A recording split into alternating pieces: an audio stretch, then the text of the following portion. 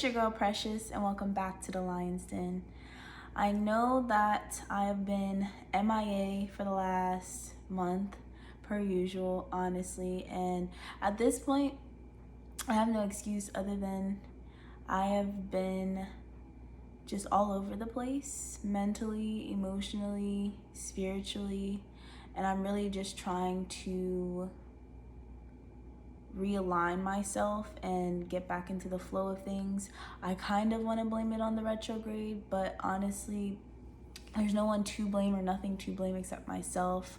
And I'm trying to work on getting into a more consistent habit of working through my channel, with my social media, and just honing in on this craft, because it is something that is very important to me.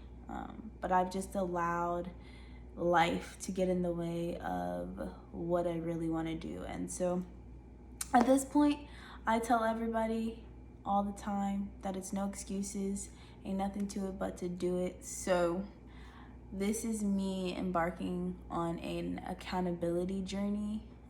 I would like to post once a week on Wednesdays. So I'm going to say that I'm going to put out a video every Wednesday, okay?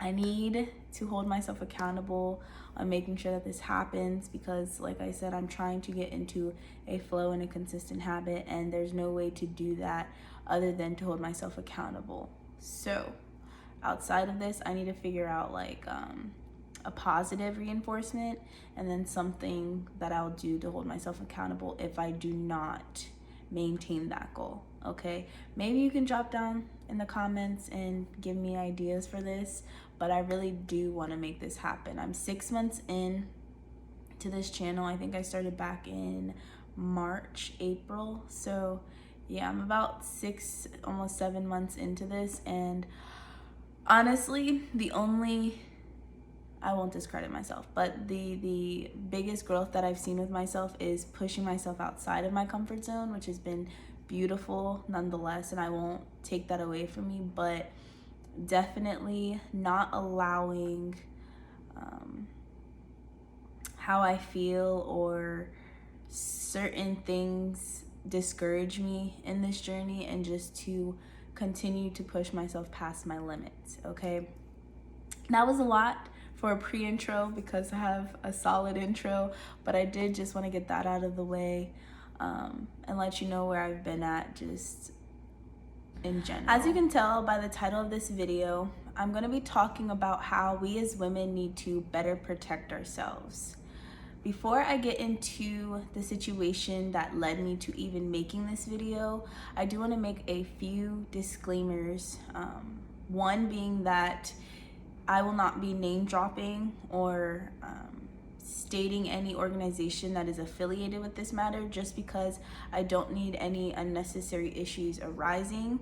And more than anything, I feel like this is a collective issue across the board. I don't think it's one specific place that's dealing with this. I think within our entire country and even globe, this is a problem. So I do want to get that out of the way.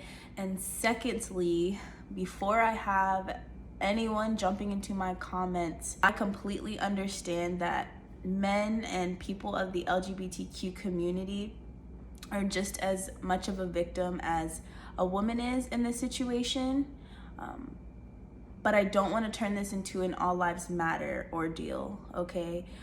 There is a great disparity between the way that women are viewed and the way that they are treated, and I just want to highlight that in this video.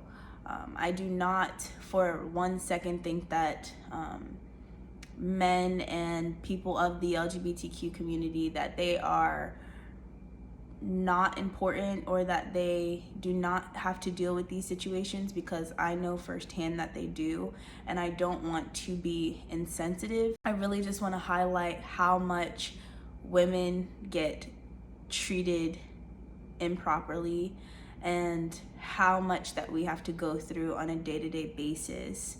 The biggest thing that I'm coming to see and I think that we all can see, is that this is why we have so many women's movements. We have the women's rights movements. We have the Me Too movement, which is not just about women, essentially, but it is women based.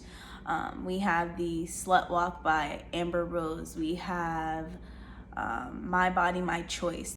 There's just been so many odds stacked against us. And so if we're not fighting for ourselves, then who really is? I think historically, because we have been seen as less, we have been looked at as the bottom of the barrel, we will have never been seen as an equal to our male counterparts. I think that's what makes us an easier target, unfortunately, but ultimately it doesn't make it any better. We have been sexualized, and I even feel like by saying that, I will have people who will come in and say, well, you guys do it to yourselves with the clothes that you wear and things like that. That's why we have these movements. We should not be victim shamed or told that if we did something differently or changed something about ourselves, then maybe we wouldn't be treated a certain way. Why is it always our problem or our fault when these situations arise, instead of the predator being held accountable? That's what I mean by this is a collective issue. There is a big problem with how we view each other, but more so how we handle these types of situations. I'm gonna stop ranting because I can honestly talk about this topic all day, every day, but I have so much more that I need to cover, and I ask that you bear with me for the remainder of this video because so much has transpired and it's just been emotionally draining for me. And so my thoughts just may be all over the place when it comes to giving this story, okay? This happened to me about a month ago, September 23rd to be exact. And I was leaving my job to go to the gym. If you don't know me, or if you don't know much about me, I currently do not have a car, so I take public transportation or I walk wherever I need to go.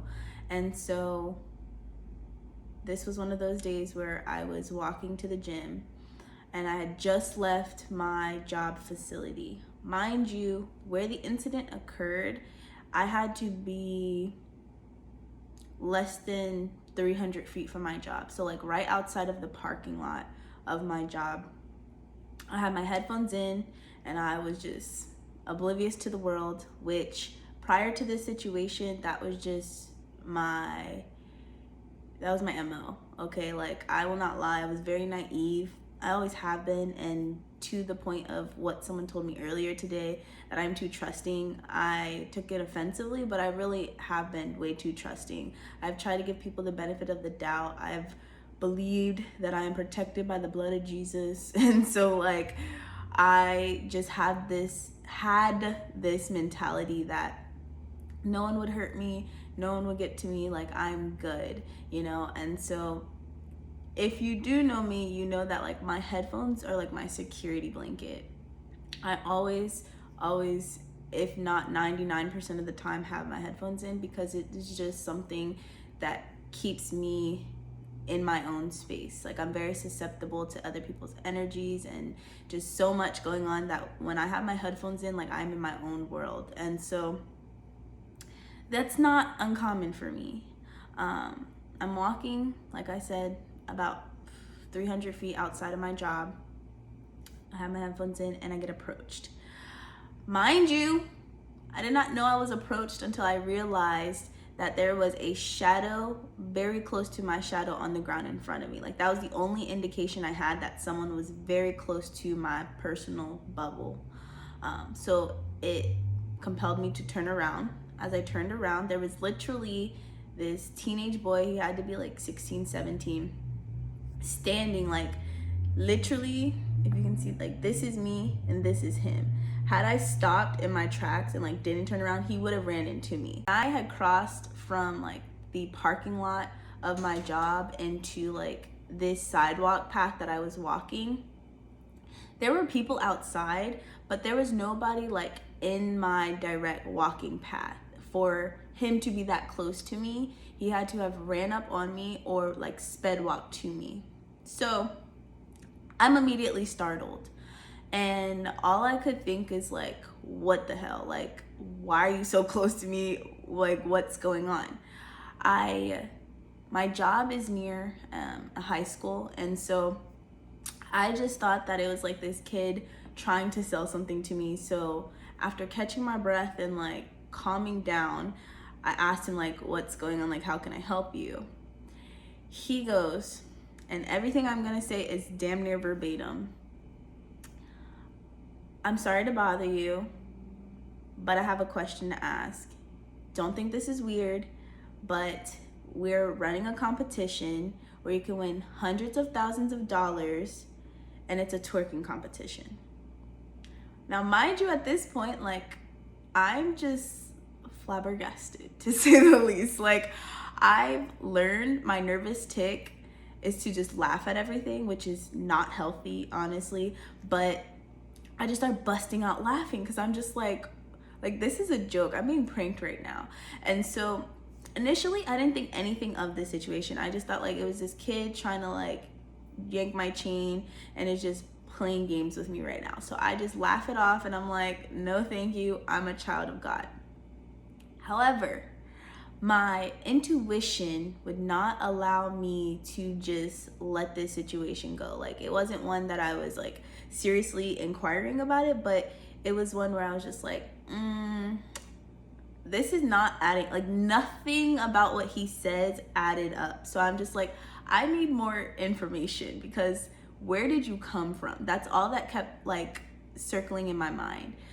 So I then, instead of like walking away right after that, I asked him, I'm like, where's this information? Like, do you have flyers for this? And again, verbatim, he goes, we don't have any flyers right now. Our printer is broken, but they asked me to go up to girls and ask them to join our competition to win money. Now, this is when the red flags were just like popping up left and right, because I'm just like, who is they? Who is we? This isn't a real ordeal. Like, this is not, nothing about this seems right. And then immediately, like, all I could feel was like threat, or like, I don't want to say fear, because I wasn't scared of this little boy, but like all I could think about was like my full surroundings. Like, this is a big area where I'm walking. And so I'm just like, who sent you? That's all I kept thinking. Mind you, depending on how you look at the situation, anything could have happened. Like, it could have been him just playing games. It could have been, you know, just a prank, or it could have been something serious. And so I don't want to negate any of these possibilities, but the biggest thing that it just would not leave my stomach was that this was a setup. And so all I could think was like, look at my immediate surroundings, and I didn't want to look too hard to like cause any type of commotion in case it was a setup, but like I just did like a quick glance around me to see like if was there like a group of guys waiting for this young man, like whatever the case may be. So after he says that and those red flags pop up in my head, I'm like, all right, this isn't good. I need to keep walking and keep going to where I'm going. So I walk away and I say no thank you.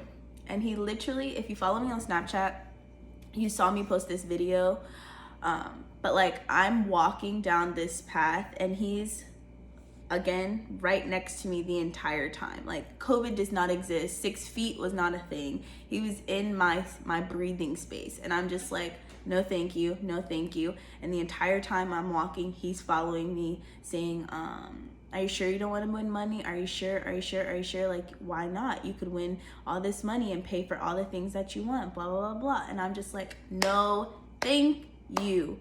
And at some point, by the time I got to the end of this pathway, I was just like, I'm good. Why are you still following me? And he goes, oh, sorry. And then just walks away. Okay. Thank you, though. Thank you. Are you really sure? I'm positive. Are you sure? I'm positive. Are you really Yeah. sure? Yeah. Like, you don't want, like, you can win like a lot of money. You can like get like, I don't know, a lot of things that would you like to buy? Like, I don't know. I'm fine. You sure? Yes, sir. You sure? Yes. Are you really? Thank you. Have a great day. Are you really? I'm positive. Why do you keep following me? So initially, all I could think was like, something's really wrong with this kid, but like more than anything,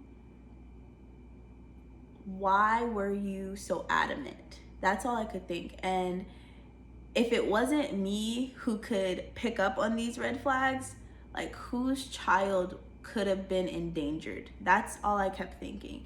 And so after being disturbed for like a good 24 hours, like I went home and I could not stop talking about the situation. I talked to a few people about it, and like at some point it really started to dawn on me that it could have been like a sex trafficking scheme or like a kidnapping ring or something like that. And the only reason why I say that is because after doing my research, I came across so many things where they do utilize kids to lure in other young people into these situations.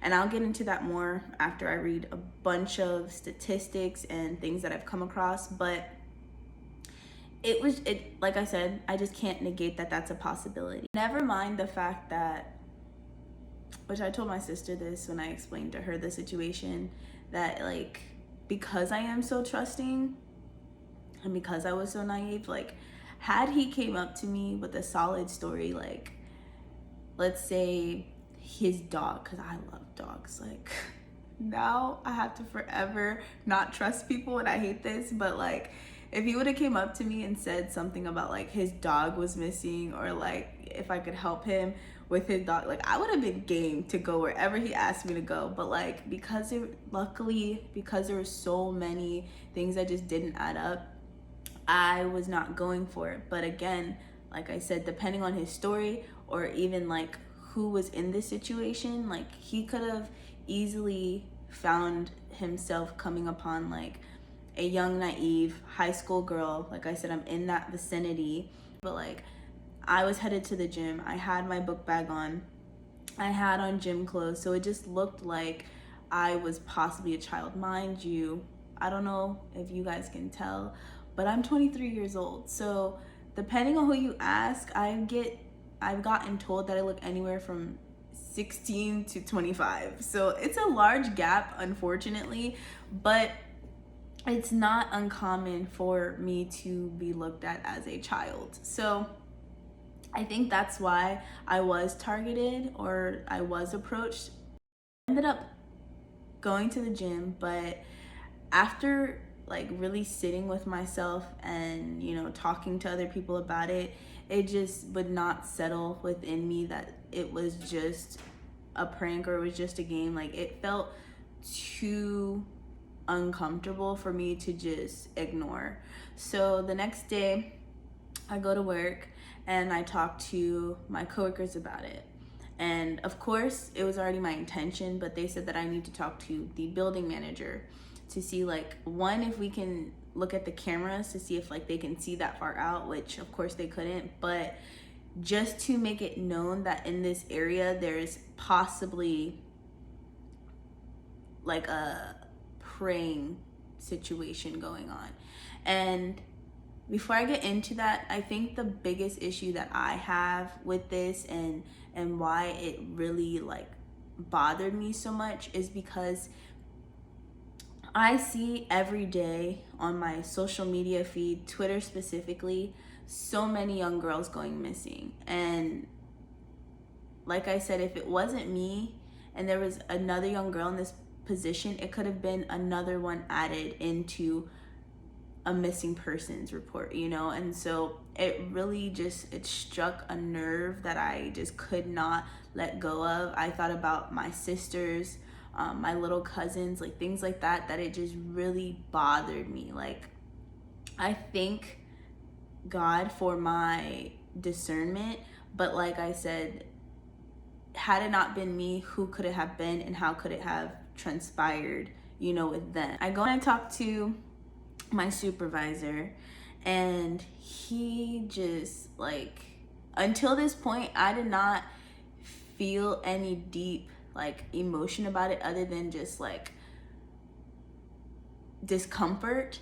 But after talking to him, like watching how validated he made me feel, he took down every note that he could about what the guy looked like, when it happened, what had transpired. He even called the emergency or the non-emergency police line. He was just very proactive when I told him about everything. And like by the end of it, I just broke down. Like, and I couldn't understand. But then again, like I said, had it been someone else in my position, like that would have really hurt me, you know? And to know that like young girls, women, like we are preyed upon, that really just, it doesn't sit well with me. And so after talking to him and like bawling my eyes out about the situation, like I was no good for the rest of the day. And this all happened in the beginning of my work shift. So from that point until like the cop coming in, I was just all over the place. And so now we're gonna talk about the cop coming in, because that was a whole other situation that it's not even funny, but like I said, I laugh when I'm uncomfortable.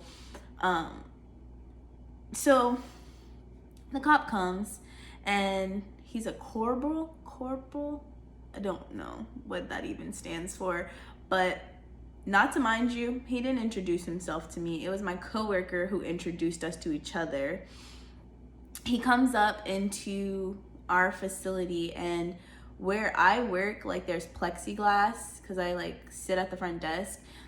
He stands there and he's just like, "How can I help you?" And I'm just like, "You're here to get a report. Am I missing something? Like, this is how y'all do this?" So thrown off first time. And I'm like, "Okay, do you want to come around the side so we can talk about it?" He's like, "Okay." He walks in through the back and he just stands there with his hands in his pocket. "How can I help you?" And I'm like, "First of all, sir, we're in the middle of the front desk where like my supervisor is sitting, I have my coworker sitting there, and it's not that I cared, like everyone knew the situation, but like we have a job to run. Like, you think this is the best place for us to have this conversation?" So of course, my supervisor, I'm sorry, that man just like, he really solidified so many things for me, which I'll get into later on, but like, that's my homie. He goes, "Can I get you guys a more private area to have this conversation?" And I'm just like, "Thank you." Like, what part did I miss? Like, I'm confused at this point. Like, why are you really here? So then we go into an office, and thankfully my coworker, she was back there. She was the one that introduced us. She sat in the room with us as like a witness. And she's just like, "Yeah, so this is so-so, blah, blah, blah." So we're talking, and he's like, "How can I help you?" And I'm just like, "Do you want me to tell you the story?" Like, that's exactly what I asked, because I'm like, why does this feel like a customer service report? Why does like I don't understand why it's so hard for you for 2 seconds to treat me like a human being. But then it all clicked to me. What's not clicking, Steven? It clicked, okay? And I'm just like, "Sir, you don't see me as a human right now, okay?" And I did not like to even go here, because I have never been a person. I think a lot of times we as individuals have a hard time accepting certain realities until it happens to us, which I think this entire situation opened my eyes in more than a few ways. But like, I've known and I've witnessed like the disparity between like how Black individuals are treated in the world, especially when it comes to police enforcement.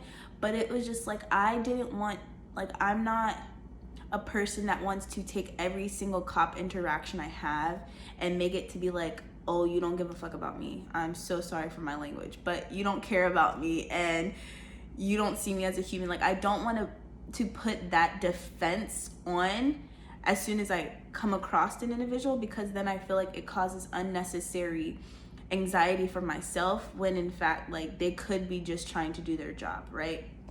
So it didn't dawn on me until that moment, like, damn, like, we really, like, the odds are stacked against us, and it's just so unfortunate to have to live in a world like this, to be a woman and to be Black, where you're seen as less in both regards. Like, it really just, it hurt in a way that I can't even express. And like I said, certain realities don't click until you're held in that situation, and that was just like the veil lifted, and I had to accept that fact. I don't think that every police officer I'm going to encounter, I'm still going to have that mentality, but I think more than anything, that's what caused me to want to put out this PSA of like, we have to protect ourselves.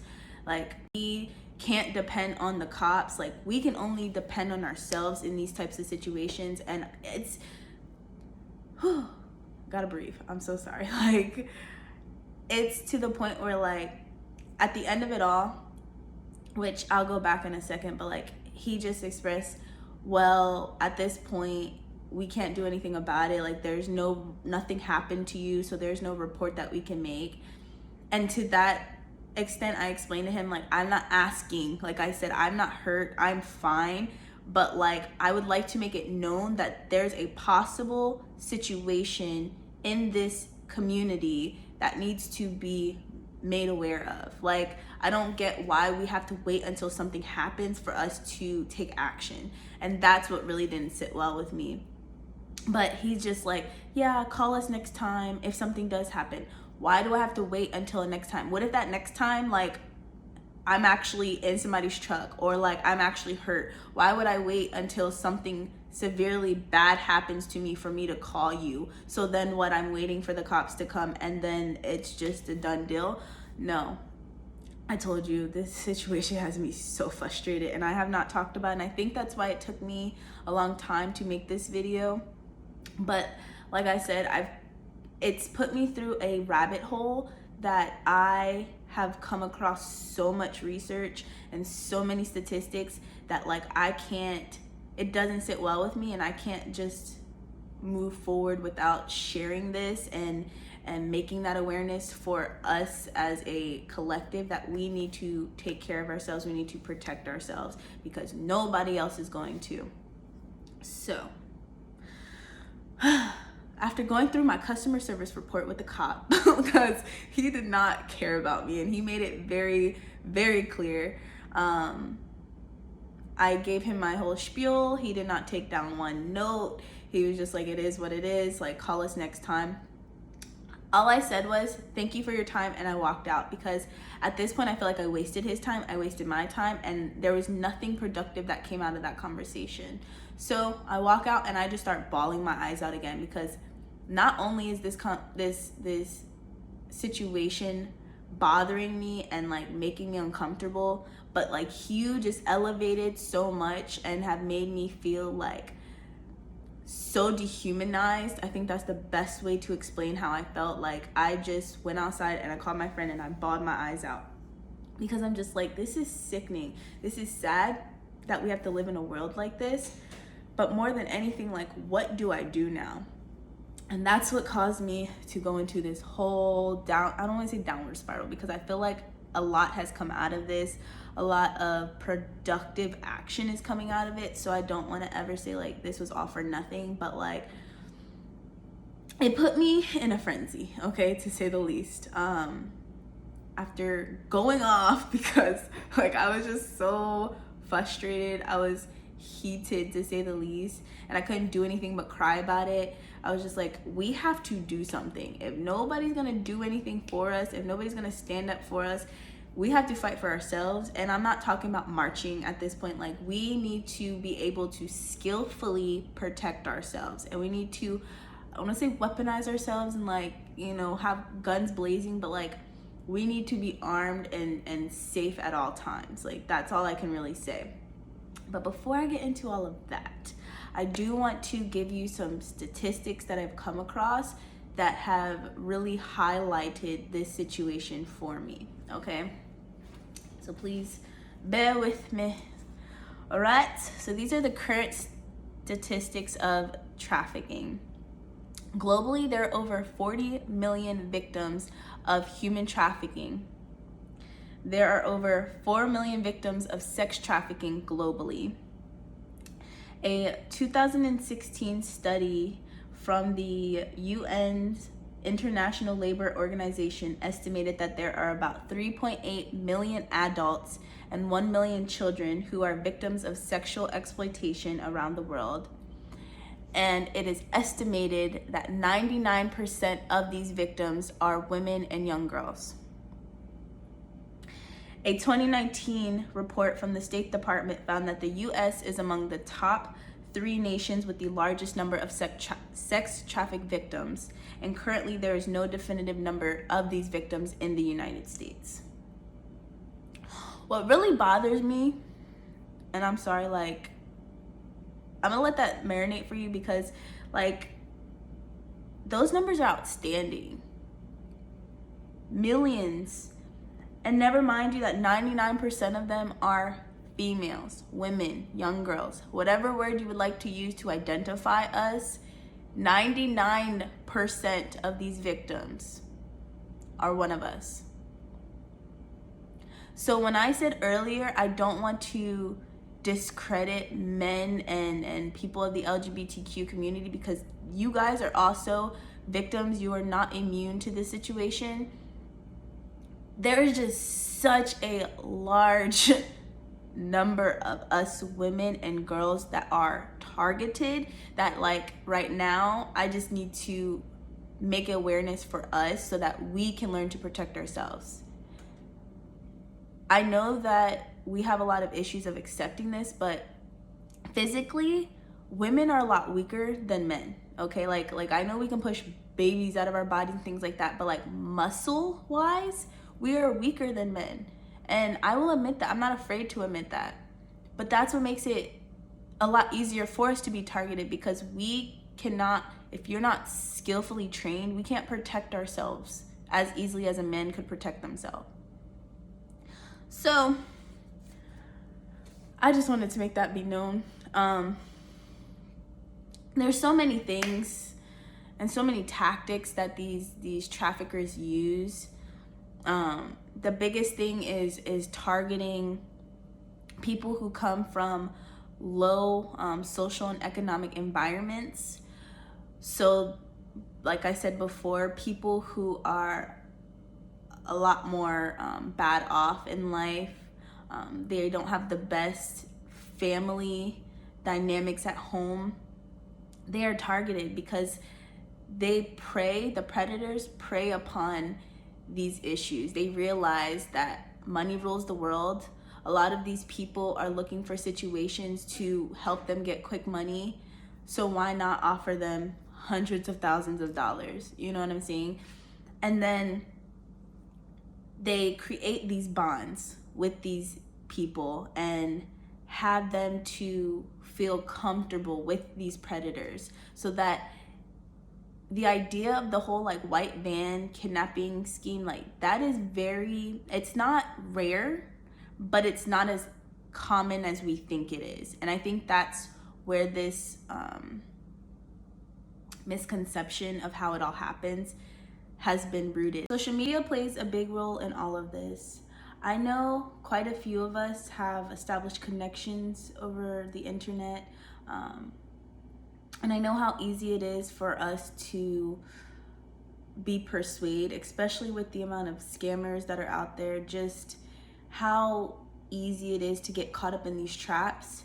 And it's because you don't see the individual behind that screen. It's very easy to portray a certain person or lifestyle through the internet.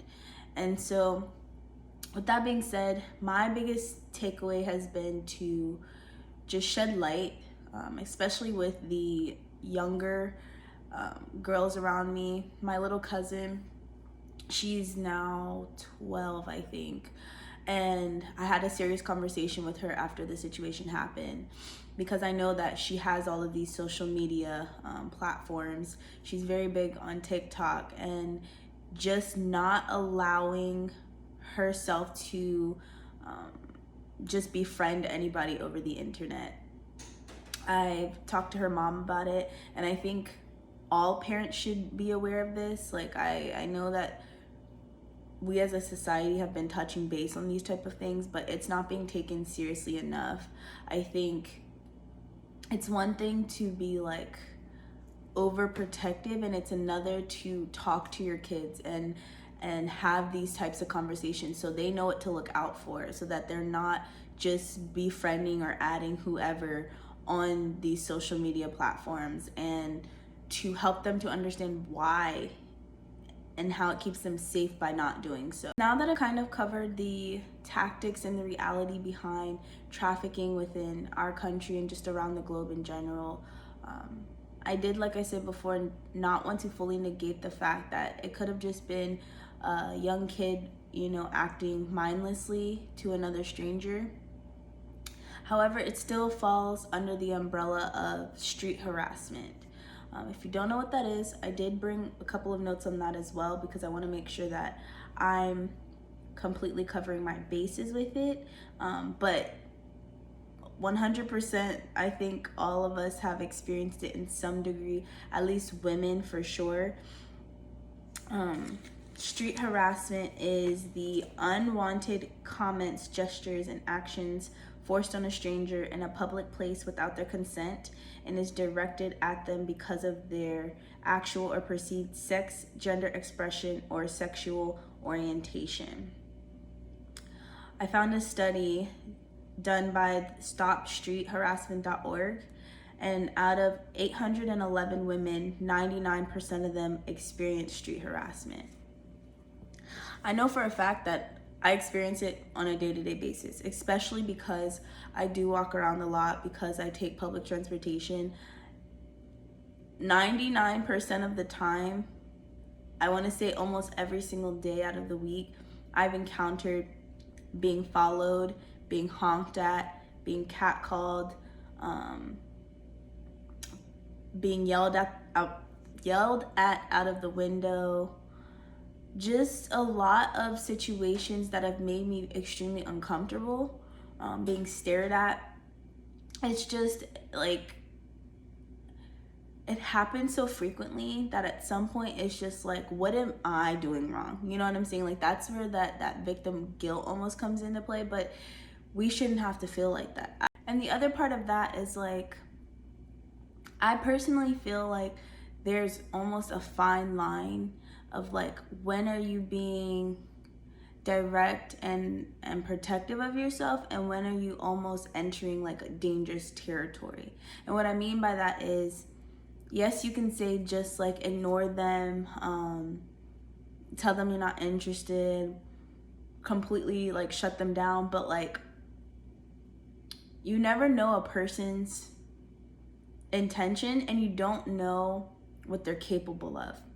And that's what's really scary. Like, I could easily be like, you know, screw off, like, don't talk to me, like, leave me alone type of ordeal. But then it's like, what if that person has like something not mentally right with them, and then like they attack me, or you reject them and then they come at you sideways? Like, when am I being polite and saying like, hi, no thank you, like thank you but no thank you, and when am I giving like the wrong impression? You know, because I feel like if I engage at all, it's almost like inviting them to continuously try their hand. But then it's like, if I ignore them completely, it's like, but you didn't hear me, and then that becomes a whole nother thing. So I think, of course, everything is basis to basis, but again, like, why do we have to even deal with these types of situations?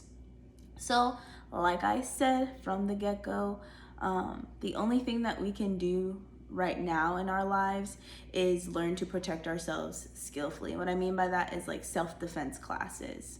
I think street fighting, like knowing how to fight, I think that only takes you but so far, especially to my aunt's defense, that you have a 250-pound man that's trying to attack you. Like, punching them in the face is only going to get you but so far. Like, so like I said, self-defense classes. That was my first takeaway in this entire situation, is I need to know how to properly defend myself in any given situation. I have a coworker.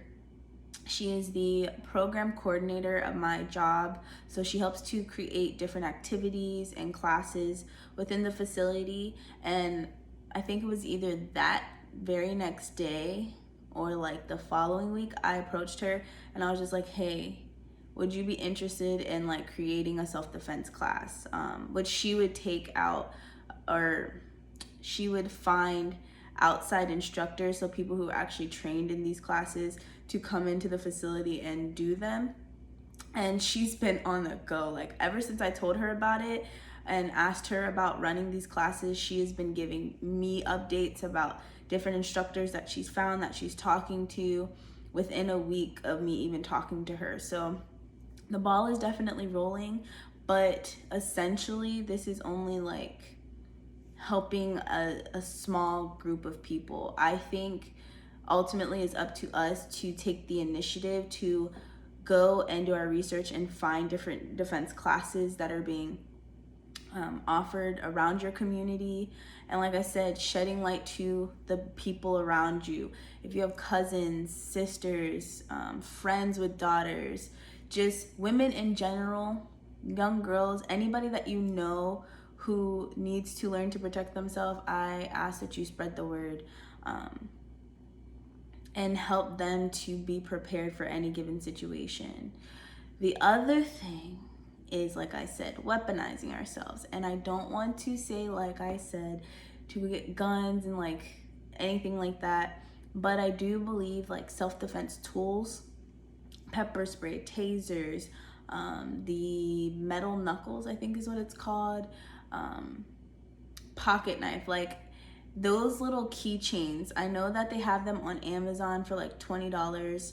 I know some people on TikTok build them.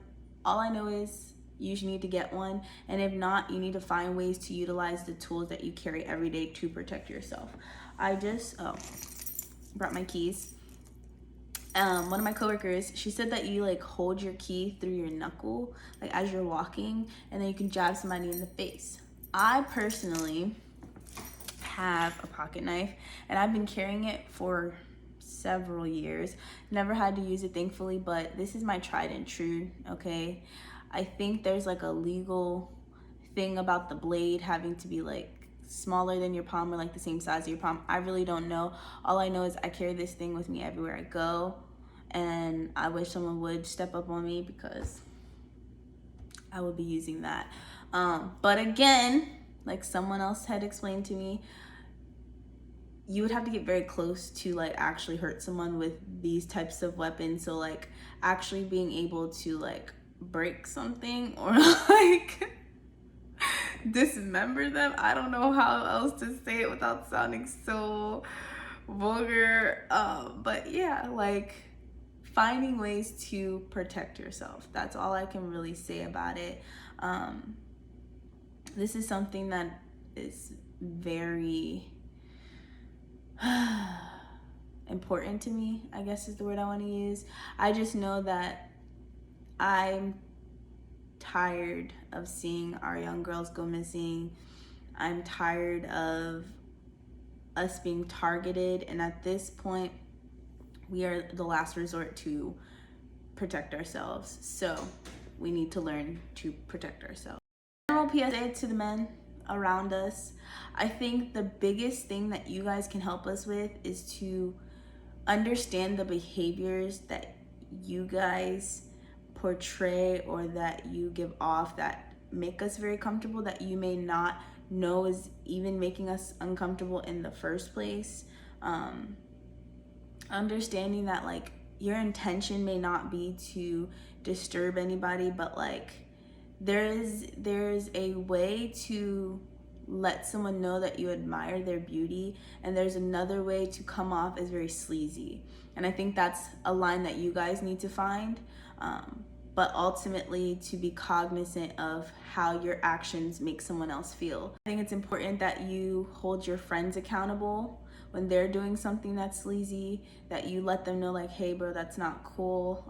I have younger sisters, I have women in my life that are very important to me. Like, what you're doing is not acceptable. Us working together instead of working against each other can help us grow in the long run. All that being said, I just want us to be aware, be cognizant, and be safe. Do not walk around with your headphones in, with your music blaring. I definitely learned my lesson with that. If you want to listen to your music, keep one headphone in so that you can hear the rest of the world and everything else going on around you. Keep your locations on. Like, share your locations with the people that you trust. I have at least 6 people that I share my location with indefinitely, so I think that's very important, especially when you're out and about and you're going out with friends or things like that. Like, always have your locations on. I even have my little cousin's locations on. I don't think that these are things that we should take lightly, and like I said, just because it hasn't happened to you or someone you know doesn't mean that it's not something that is actually happening in the world around you. And so I think we should be proactive before something happens than to try to find a solution after it's already gone to hell. If you made it to the end of my TED Talk, I thank you for bearing with me, because this has been a long time coming. I definitely have taken weeks to get this video together. If you think that this was something I was playing with, I was not, okay? The amount of notes and structure that I've had for this, like, I came to play no games, because this is just absurd at this point. I think it's sickening, I think it's sad, and I'm tired of it. So in order to make a change, you have to be a part of the change, and that's what I want to do here. I ask that you comment any situation you've encountered or any resources you may have. I think it's important that we spread the wealth and the knowledge and not keep it to ourselves, because we can ultimately help each other at the end of the day. But yeah, I hope that this video was cohesive and clear, and you took away what I needed you to take away from it. If not anything else, I just want you to protect yourself, because ain't nobody gonna protect you for you. So I probably said that 50,000 times, but the repetition will help you to understand how important it is. So that being said, I'm done running my gums, and I will catch you guys in the Lion Den next Wednesday.